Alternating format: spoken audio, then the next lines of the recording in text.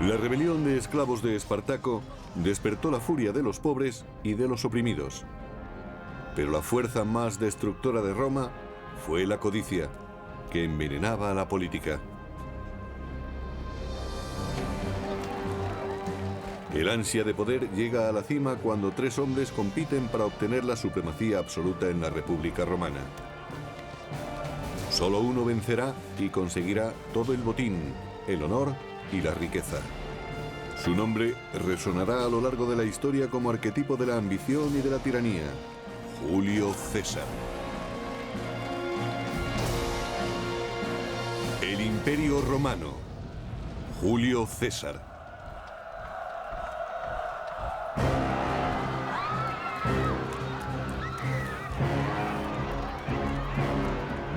Estamos a mediados del primer siglo antes de Cristo y la democracia se disuelve en la República de Roma. Son tiempos revueltos y de violentos levantamientos políticos. La gente presenciaba a diario derramamientos de sangre y muertes. El asesinato era tan importante como las urnas. La violencia no debía de ser el medio para decidir las grandes cuestiones políticas y el destino del país. Pero la violencia engendra violencia, y en la Roma de los tiempos de César casi reinaba la anarquía. Ese fue el atribulado mundo en el que creció Julio César. A los 16 años murió su padre, y César tuvo que abrirse paso en la vida. Julio César descendía de una de las familias más distinguidas de Roma. Pero cuando nació, en el año 100 a.C., su familia no era tan rica y poderosa como la leyenda afirma. Julio César quería recuperar para su familia la gloria y la posición preponderante que, según se dice, habían tenido sus antepasados. Siendo adolescente y yendo por mar a estudiar a la isla de Rodas, César fue secuestrado por unos piratas que pidieron rescate por él. Eran los mayores piratas y traficantes de esclavos del Mediterráneo. Hicieron prisionero a César y pidieron un rescate. Se tardó en reunir el dinero y pasó mucho tiempo con los piratas. Enfrentándose a aquellos asesinos, el joven César demostró ser algo más de lo que sus captores pensaban. César no era un romano corriente y no se dejó asustar. Los piratas eran una gran amenaza para la aristocracia, pero demostró que incluso ante el mayor de los peligros él sabía salir victorioso. César consiguió la libertad y los piratas acabaron ante la justicia romana y fueron crucificados para servir de alimento a las aves carroñeras. En el año 65 a.C. y con 30 años de edad, César era un experimentado soldado. Fue enviado a la provincia romana de Hispania para reprimir una peligrosa banda de rebeldes.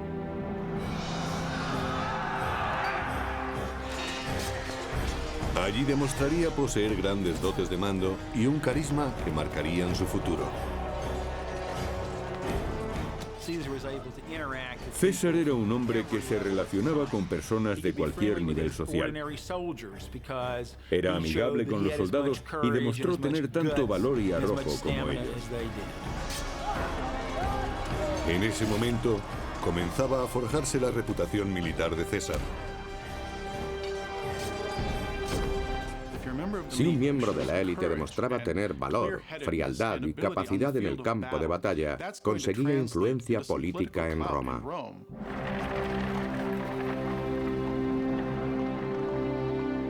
De vuelta a Roma, César se dedica a la política y utiliza su creciente popularidad para ganar las elecciones a cónsul. Ocupar ese puesto es conseguir la posición más prestigiosa de Roma. Con el cargo viene el gobierno de toda una provincia romana y el mando militar de las legiones que estuvieran estacionadas allí.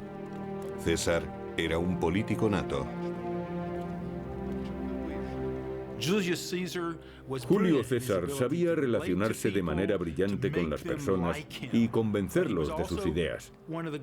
Al mismo tiempo, era un gran escritor y orador público. César conseguía con la palabra que los demás hicieran lo que él quería. Entre sus admiradores se encontraba Marco Bruto, hijo de su amante, que pronto se convertiría en un protegido leal de César. Bruto se sentía inspirado por la campaña populista de su mentor y con el tiempo se dedicaría también a la política. Gracias a su campaña para cónsul, César consiguió el apoyo de muchos. Sin embargo, su atractivo para los plebeyos y su programa innovador le hizo perder apoyos entre la aristocracia conservadora. Se propuso firmemente cambiar el sistema de gobierno y se convirtió en una amenaza para los conservadores por su deseo de introducir reformas políticas. Era su antítesis en todos los sentidos, pero era muy poco lo que podían hacer para impedirlo. Sin embargo, aunque César resultara elegido cónsul de Roma, el conservador Senado podía negarle lo que más necesitaba: el gobierno de la rica provincia de las Galias. César necesitaba dinero desesperadamente. Estaba endeudado y literalmente tenía que escapar de sus acreedores. Todas las dificultades económicas de César se acabarían si el Senado le asignaba el gobierno de las Galias. Para Julio César era crucial que el Senado le concediera la provincia de las Galias. Si tenía éxito en ella, ganaría mucho dinero mediante el saqueo y con los enemigos que capturara al venderlos como esclavos. César necesitaba ganar las elecciones y el gobierno de las Galias y concibió un plan para conseguirlo.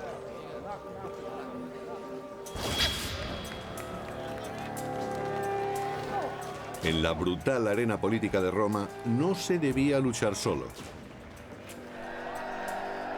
Y César se reunió con dos de los hombres más poderosos de la República.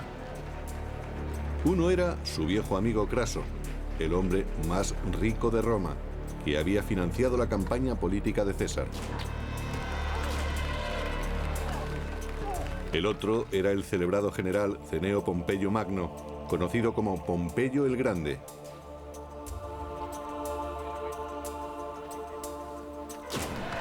Astuto como un gladiador en el circo, César convenció a Craso y a Pompeyo para que le ayudaran a ganar las elecciones y a controlar el Senado. César realmente era el tercer hombre. Aunque no se había distinguido militarmente tanto como Pompeyo, ni era tan rico como Craso, César era brillante y tenía un aura y un carisma que los demás no poseían. Esta extraordinaria alianza era conocida como el Triunvirato. El llamado triunvirato tenía tanto poder que controlaba el aparato político y podía, en cierto sentido, asignar cargos a voluntad. Por supuesto, eso puso punto final a la libertad política de la aristocracia, que había estado en muy alta estima. Para cerrar el pacto, César propuso un contrato matrimonial entre su hija Julia y Pompeyo. Las bodas, especialmente entre aristócratas romanos, no eran exactamente un símbolo de amor entre hombre y mujer, sino que una familia se emparentaba con otra y la mujer era simplemente una moneda de cambio. Con su fuerza política combinada, Craso y Pompeyo manipularon el sistema. César ganó las elecciones a cónsul y ellos consiguieron un poder inmenso que provenía de los impuestos y de las concesiones de tierra. Y a César, autor de los acuerdos, se le otorgó un magnífico puesto, un periodo de 5 años como gobernador no de una, sino de 2 provincias galas, y además de eso, todo un continente por conquistar. César se dirigió entonces hacia el norte en busca de gloria y de oro.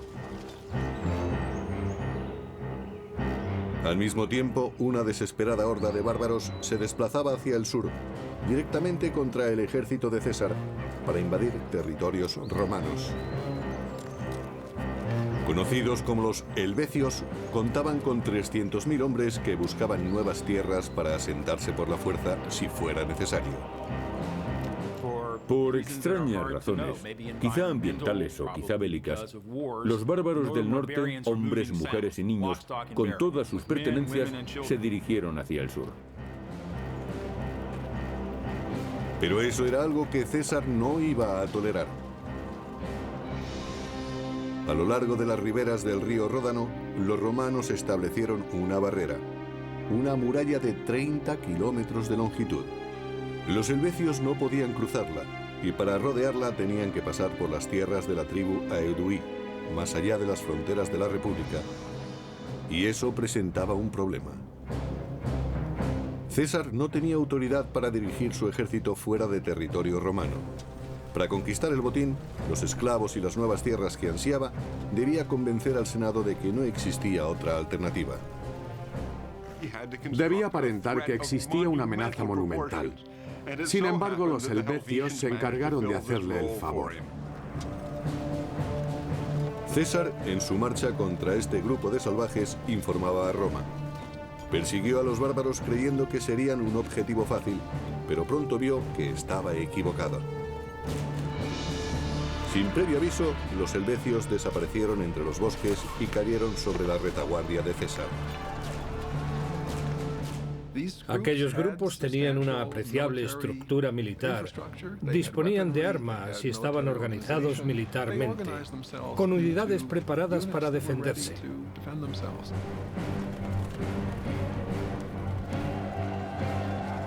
A pesar del caos del momento, César encontró un lugar adecuado para combatir, la ladera de una colina donde dispuso sus tropas. Supo situar a sus hombres en una posición con grandes posibilidades de vencer. No quiso correr muchos riesgos. Aunque tenía tendencia a exponerse, siempre ocupaba posiciones en las que el enemigo tenía que luchar en desventaja. Seguros de que su superioridad numérica les daría la victoria, los helvecios cargaron ladera arriba contra los romanos.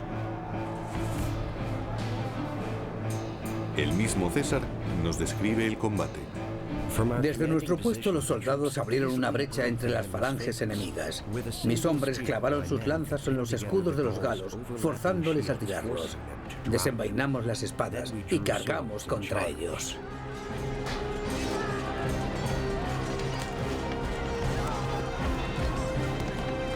Los romanos parecían dominar la situación, pero los helvecios seguían siendo 5 veces más numerosos.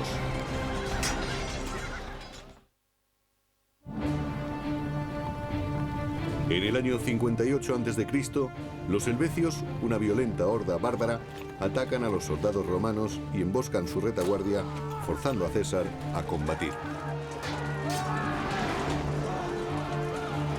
El terror se extiende entre las filas romanas ante la embestida de los bárbaros. Eran más altos que los romanos y gritaban con toda la fuerza de sus pulmones, dispuestos a cargar en masa como si estuvieran locos. ¿Qué puede dar más miedo que luchar contra alguien que parece estar loco?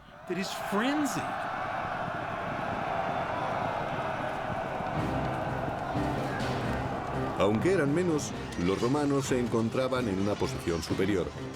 Cuando la batalla empezó a inclinarse a su favor, mataban sin piedad a los helvecios, como si quisieran borrarlos de la faz de la tierra. El genocidio era aceptable en aquellos días, incluso preferible, porque ¿cuántos germanos quedarían en Italia tras el levantamiento de Espartaco?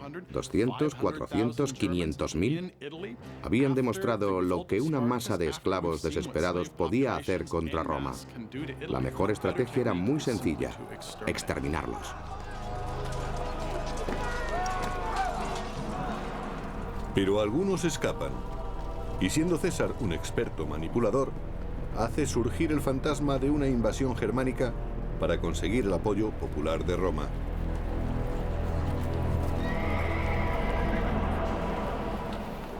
Pero los conservadores del Senado sospechan que César es el auténtico peligro e incluso consideran que es una amenaza contra su aliado, Pompeyo.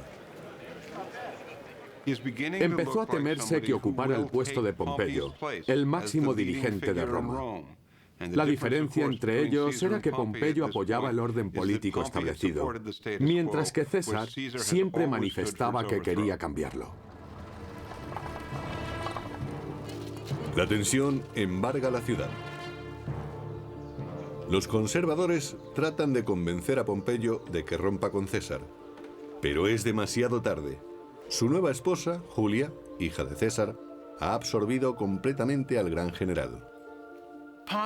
Pompeyo estaba tan enamorado de su adolescente esposa que se olvidó de la política y pasaba todo el tiempo con ella. Constantemente viajaban para visitar los más bellos jardines y parques de Italia. La generosidad de Pompeyo con César se extendía a un miembro de su amplia familia, su protegido, Marco Bruto. Pompeyo concedió a Bruto un lucrativo puesto en una de las provincias orientales, permitiendo que el joven ascendiera en el escalafón político, al igual que su mentor. Al proteger Pompeyo los intereses de César en Roma, este dirige su atención a ciertos rumores de invasión del reino galo de Aedui. Aedui es una región bucólica, no acostumbrada a la violencia.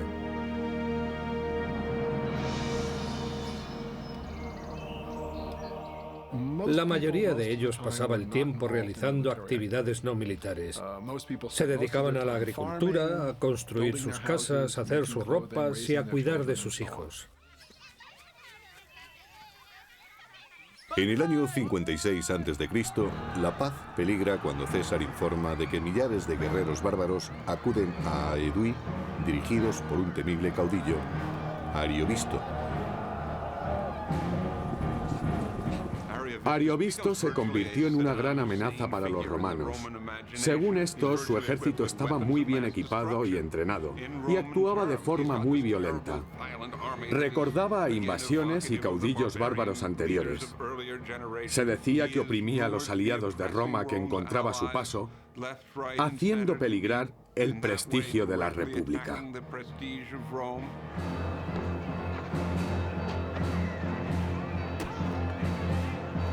Tal agresión, según César, no debía ser tolerada.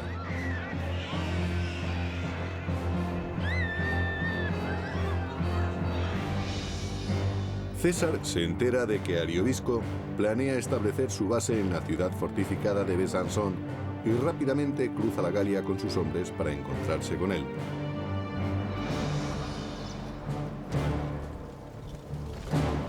Según el famoso biógrafo clásico Plutarco, el ejército clamaba por el combate mientras seguía a César al campamento enemigo, a 30 kilómetros. Cuando las legiones romanas estuvieron cerca, los bárbaros recurrieron a sus dioses paganos para que les guiaran en el combate. El ejército de Ariovisto, como todos los ejércitos de la antigüedad, llevaba sacerdotes, videntes y chamanes. En este caso había mujeres que decían que hablaban con los dioses. Antes del combate preguntaban a los videntes y adivinos, ¿dicen los dioses si podemos combatir ahora? Las armas, el agua, el movimiento de las estrellas, todo podía ser una señal que mandaban los dioses. Por medio de sus tótems, los adivinos predijeron que Ariovisto no ganaría esta batalla antes de la luna nueva. No debía actuar hasta entonces. Era el tipo de información que puede ganar batallas y llegó a oídos de César. Aunque es difícil de entender, antiguamente se tomaban muy en serio los mensajes de los dioses. César sabía que si forzaba a los bárbaros para combatir, sabiendo que los dioses no se lo aconsejaban, conseguiría una gran ventaja psicológica sobre ellos. Los dioses parecían indicarle el camino, y César aprovechó la ocasión. César envió a sus soldados contra la fortificación de los bárbaros para provocarles, para forzar que Ariovisto sacara a sus hombres contra su voluntad. Estos estaban obsesionados con la idea de que no debían combatir, porque los dioses les habían dicho que no lucharan en ese momento contra César. César aprovechó la ventaja y atacó.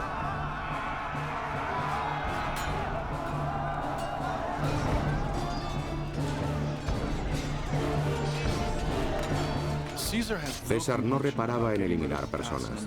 Tras la batalla contra Ariovisto, presumió de matar 80.000 bárbaros, incluidas 2 de sus mujeres y una hija, además de capturar otra de sus hijas. Ariovisto pudo escapar y marchó a Germania, dejando a César dueño de las Galias.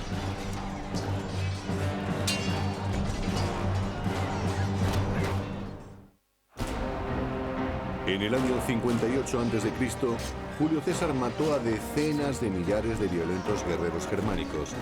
Su caudillo, Ariovisto, huyó sin honor, perdiendo el dominio de las Galias.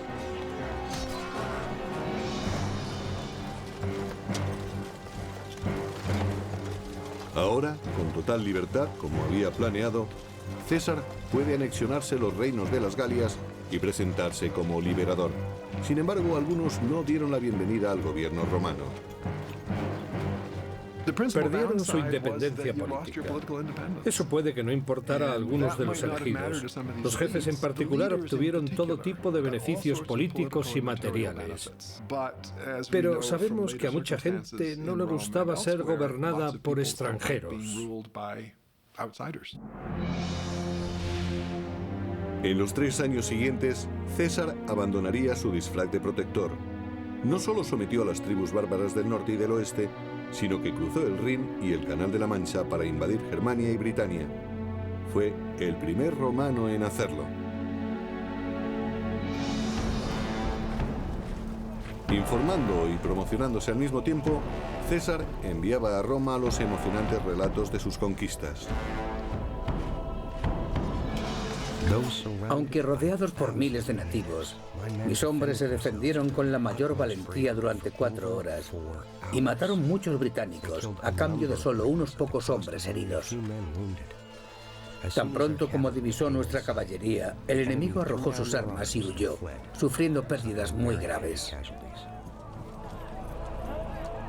Era como acompañarle en sus campañas. Para los romanos fue una novela de aventuras, una historia de exploradores. Nadie había ido más allá del norte de las Galias, ni tampoco a Britania. Para los romanos debió de ser una narración muy interesante. El relato de César es uno de los documentos políticos e históricos más importantes que haya sobrevivido. En él justifica acciones ilegales, absueltas solo porque consiguió éxito. Incluso el protegido de César, Marco Bruto, estudiaba los comunicados con preocupación creciente. Leyendo entre líneas los elocuentes mensajes de César, descubrió el objeto de su desmedida ambición. De repente se dieron cuenta de que César había acumulado grandes riquezas y un ejército demasiado poderoso. Además, gastaba mucho dinero para conseguir apoyos en la península italiana. Bruto estaba preocupado por su posición política. Cuanto más poderoso fuera César, menos poderosa sería la aristocracia. Los líderes conservadores se comprometieron para detener a César. Los aristócratas romanos temían que uno de sus miembros destacara y se comunicara directamente con el pueblo sin el consentimiento de la clase dirigente. Siempre tuvieron miedo de que alguien perturbara el orden establecido, siempre favorable a conservar su riqueza y posición. Para detener la creciente amenaza, César tuvo que pedir un favor a su antiguo aliado Craso. Él era el único que no temía su creciente popularidad. Su inmensa riqueza le aislaba de los devaneos políticos. Mediante sobornos y astucia pudo contener a los enemigos de César y volvió a ganar otro periodo consular y un mando militar, el primero en casi 20 años.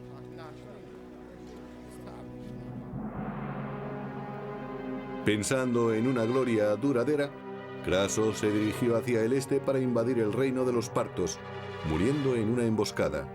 César perdió así su primer protector en Roma. En aquellos días, la única hija de César, Julia, murió al dar a luz. Su marido Pompeyo, el último protector de César, quedó desolado. El niño murió un par de días más tarde. Pompeyo quedó consternado. Y la pérdida de su amada esposa y el hijo que le había dado acabaron por destruir su alianza con César. Sus emociones le sobrepasaron y rompió con su antiguo aliado. El triunvirato había terminado. Pompeyo y César eran ahora enemigos. La suerte estaba echada. El enfrentamiento sería definitivo. Según aumentaban las luchas políticas, los partidarios de los dos titanes se manifestaban en la calle, cada facción decidida a acabar con la otra. Roma estaba sumida en un caos político. La violencia se había convertido en la norma. En las campañas políticas, las distintas bandas peleaban hasta en la calle.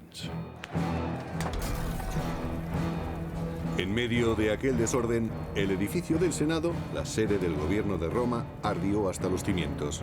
La situación en la ciudad era desesperada. También en las Galias el ambiente se volvió peligroso para César. Un carismático caudillo llamado Vercingetorix arengaba a los galos en su región de Auvergne para levantarse contra los romanos.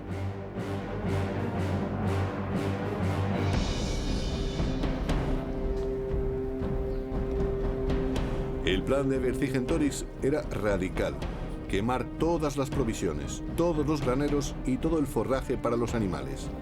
Luego se fortalecerían en ciudades situadas sobre colinas y resistirían a los romanos.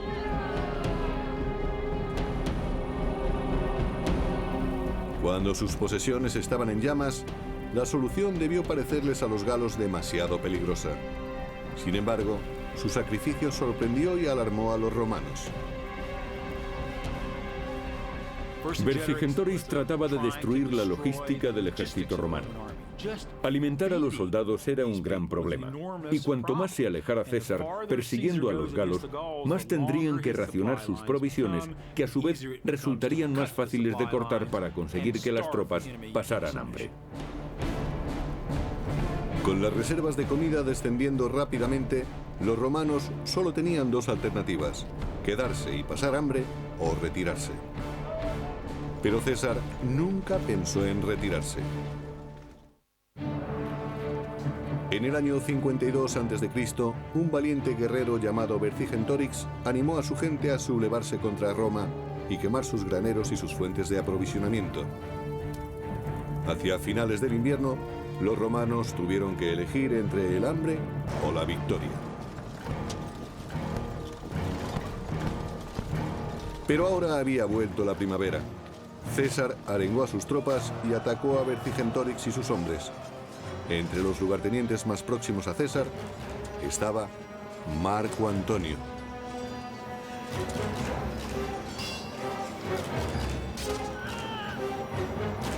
Marco Antonio era un valiente soldado con mucha energía y se unió a César aportando gran experiencia de campo. A César le gustaba tenerlo a su lado. Atacaron Gergovia, donde Vercingetorix y su gente opusieron una tenaz resistencia. La batalla fue brutal. César luchó junto a sus soldados y pudo salvar la vida, pero el combate fue un desastre. Mientras tanto, en Roma, la situación política se deterioraba para César según sus enemigos iban cobrando fuerza.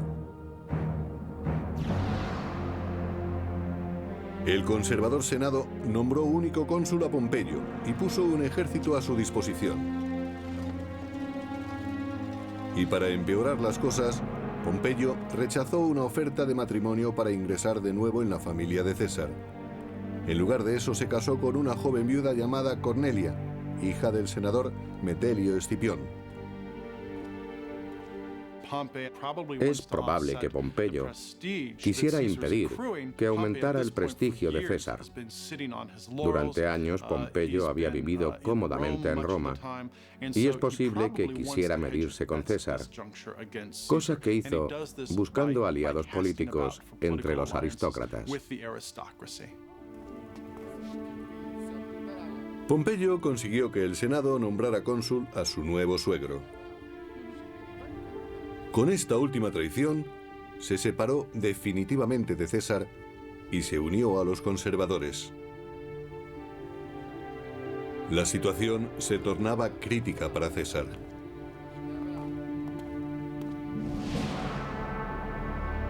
Debía salvar las Galias o perder su prestigio para siempre. Persiguió a Vercingetorix hasta la ciudad fortificada de Alesia y allí mandó cavar una trinchera doble. Una para asediar a los habitantes de Alesia y otra para protegerse de los posibles refuerzos. Construyó una maravillosa estructura defensiva con unas lanzas hechas con troncos y ganchos clavados en tierra. Luego, de forma coloquial, llamaron lirios a unos fosos de 1 metro de profundidad que tenían unas estacas de unos 8 centímetros sobresaliendo del suelo. Fue una obra sensacional. La hicieron solo con las manos y se ayudaron con picos. La arena la retiraban con cestos de mimbre. Pensemos en 15.000 hombres cavando día tras día y empleando solo su fuerza. El resultado fue extraordinario, pero debieron de acabar extenuados. Vercingetorix y su gente empezaron a pasar hambre y a desesperarse. Las cosas marchaban tan mal para los defensores de Alesia que se quedaron sin comida.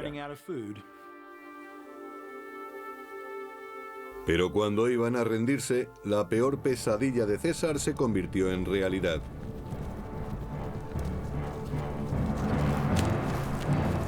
Toda la Galia se sublevó en ayuda de Alesia. 200.000 bárbaros de refuerzo marcharon contra los romanos.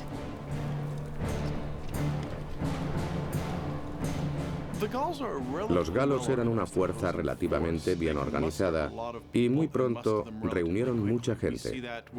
En el asedio de Alesia, el sitiador César se convirtió en sitiado. Al llegar los refuerzos, Vercingetorix salió por fin de la ciudad. Los romanos estaban rodeados y los bárbaros se dispusieron a asestar el golpe final. La batalla de Alesia fue el mayor reto al que se enfrentó César en 10 años. Porque para derrotar a su enemigo, tenía que luchar con él tanto en vanguardia como en retaguardia. Solo las tropas más veteranas podían resistir aquel asalto. Había que estar psicológicamente preparado para enfrentarse al enemigo y matarlo con una espada de medio metro. Para conseguirlo, se luchaba cuerpo a cuerpo y resultaba igual de sencillo morir que matar. En su relato de la guerra de las Galias, César nos describió la batalla. Ni terraplenes ni trincheras pudieron resistir la embestida de los furiosos galos. Y entonces supe que había llegado el momento de llevar a cabo una acción decisiva. Tenía una gran lucidez, hasta el punto de que cuando sus hombres perdían el control, los cogía por la garganta para que siguieran combatiendo. Mantenía la cabeza fría ante el peligro. Los galos vieron a la caballería a sus espaldas y unas cortes de refresco que avanzaban hacia ellos. Rompieron sus filas y huyeron, pero nosotros los perseguimos. En el año 52 a.C., en los campos cercanos a Alesia, murió el sueño de una Galia independiente. Vercingetorix se rindió a César y gran parte de la Europa del Norte pasó a formar parte de Roma. Las campañas de César fueron muy importantes porque ampliaron Roma desde el Mediterráneo hasta la Galia central y del norte. Sus dominios llegaban hasta Germania y Britania. Ahora Europa del Norte se encontraba dentro del Imperio Romano. Y a largo plazo llevar las fronteras mucho más allá del Mediterráneo como hizo César tuvo una gran repercusión. Ahora victorioso, César podía regresar a Roma. Había eclipsado a todos los demás nobles, incluido Pompeyo. Después de casi una década de victorias militares en las Galias, César quería regresar a Roma para recoger su recompensa y ser reconocido por todos como su máximo dirigente. Pero sus rivales le odiaban y le temían a la vez, sobre todo porque los había relegado a la sombra. En el año 49 a.C., muchos aristócratas romanos insistieron en que César dejara el ejército y volviera a Roma, pero él siempre lo evitaba.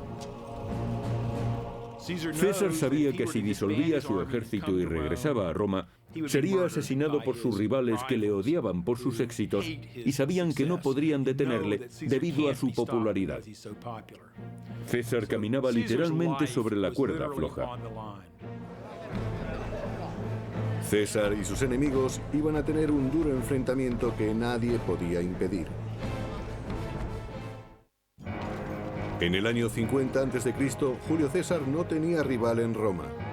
El Senado, temeroso de su poder, insistió en que debía de poner el mando. Furioso, César condujo su ejército hacia el sur, preparando una invasión a Roma, y se detuvo en la frontera ante un pequeño río, el Rubicón.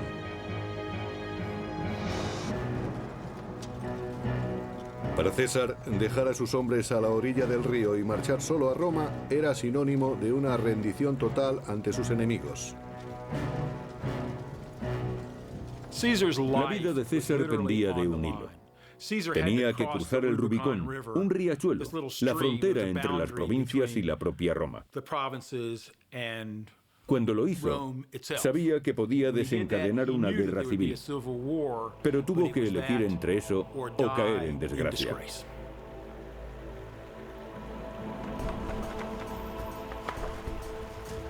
Una facción en la lucha por el poder era la de César, curtido a lo largo de una década de campañas con un ejército que tenía una fe inquebrantable en él. Su dedicación era absoluta. Por otra parte estaba Pompeyo. Su ejército estaba repartido por toda Italia y su lealtad era dudosa. Mientras, la popularidad de César en Roma estaba en la cima. La población romana consideraba a César como un dios que regresaba a casa. Los soldados se apuntaban en masa a su ejército. No tenía oposición. Los que le temían huían en oleadas hacia Roma, convirtiendo la ciudad en un caos donde la gente estaba presa del pánico. El pueblo de Roma amaba a César y salía a la calle esperando su regreso con impaciencia. Pompeyo reunió al Senado y marchó a Grecia, donde contaba con grandes apoyos. El general pudo ganar así un valioso tiempo.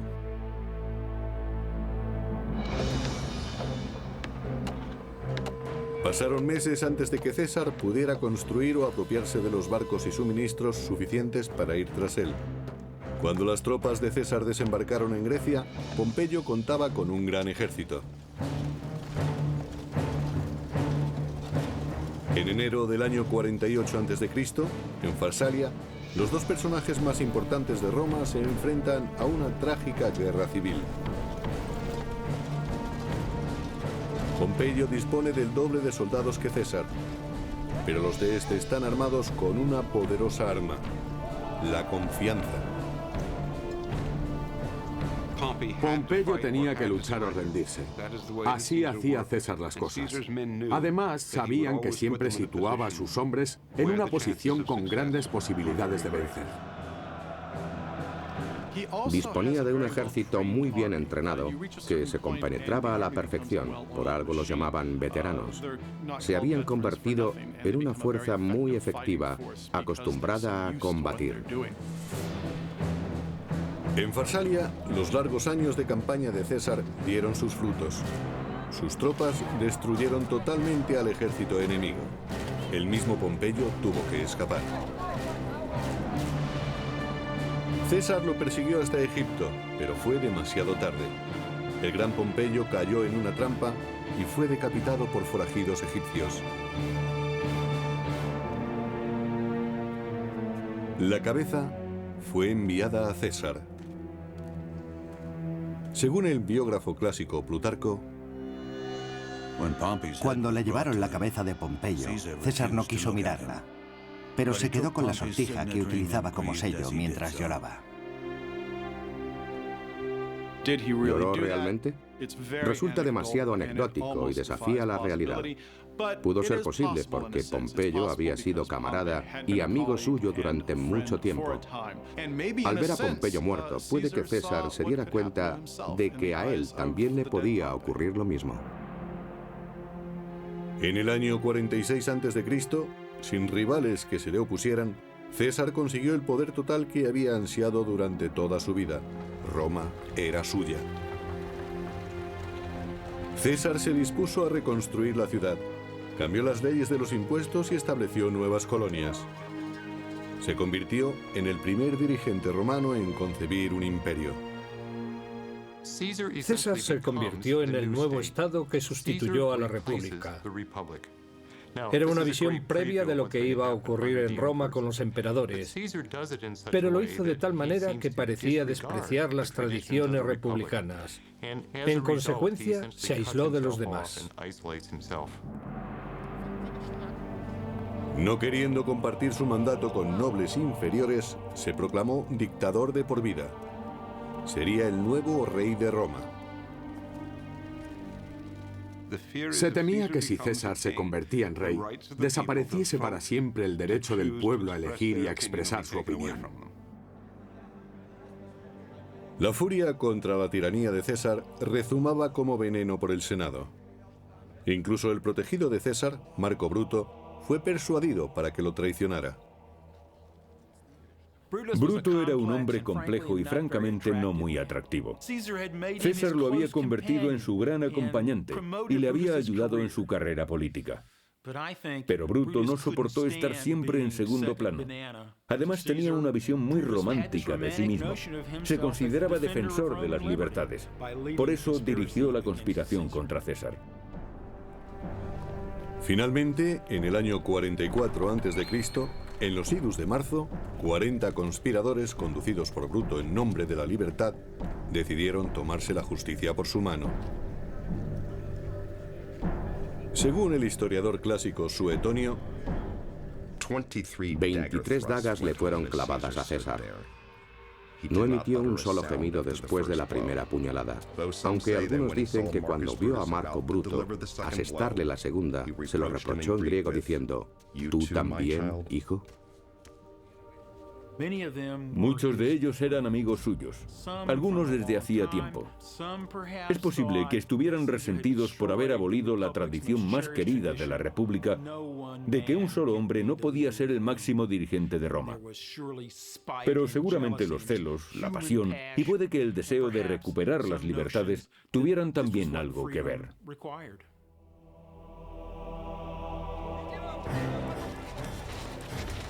La muerte de César no trajo de vuelta a la República, como esperaban los conspiradores, sino que la anarquía, la violencia y el imperio acabaron imponiéndose. Yo creo que la República estaba condenada desde hacía mucho tiempo debido a la sumisión de la política al dinero, a que los ejércitos eran clientes de sus generales y a la gran rivalidad que existía entre los aristócratas que impedía que sirvieran al pueblo. No hacía falta la intervención del genio y la figura de Julio César. Fue un pariente suyo, Augusto, el que encontró la forma de dar vida al Imperio Romano.